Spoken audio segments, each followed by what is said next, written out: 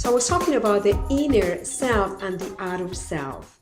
And the inner self is that part of ourselves that we can learn how to manage and how to work with.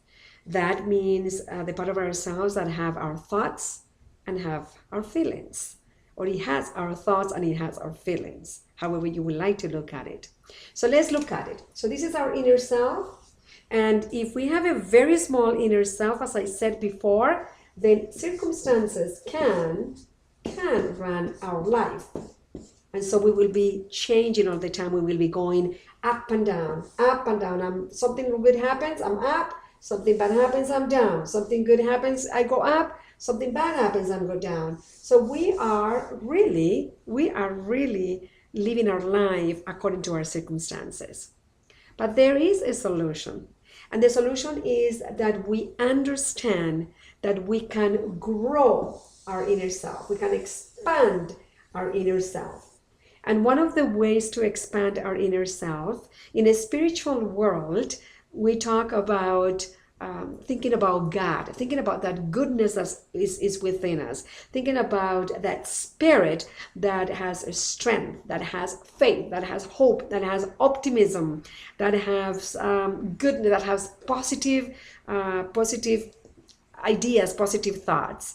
And even though it is very interesting because some people might say, well, are you talking about something religious?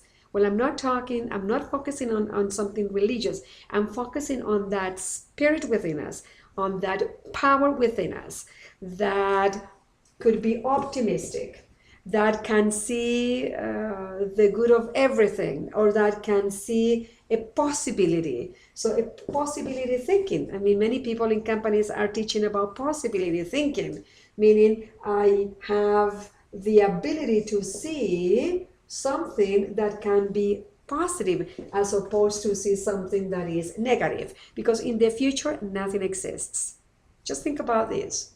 In the future nothing exists. However, I do have the choice. I can make the choice to see possibilities as opposed to see obstacles or difficulties. So again, as we expand our inner self, our circumstances become a very, very much smaller part of what it affects our daily work and our daily life. And we talk about two kinds of languages: the language of possibilities, of the language of creativity, and the language of victim language. So we have, on one side, we have the victim language. On the other side, we have the creative language.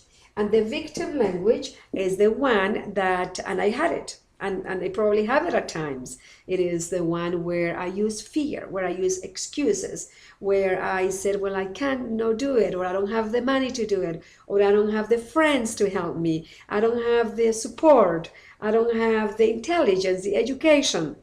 And please remember, this language,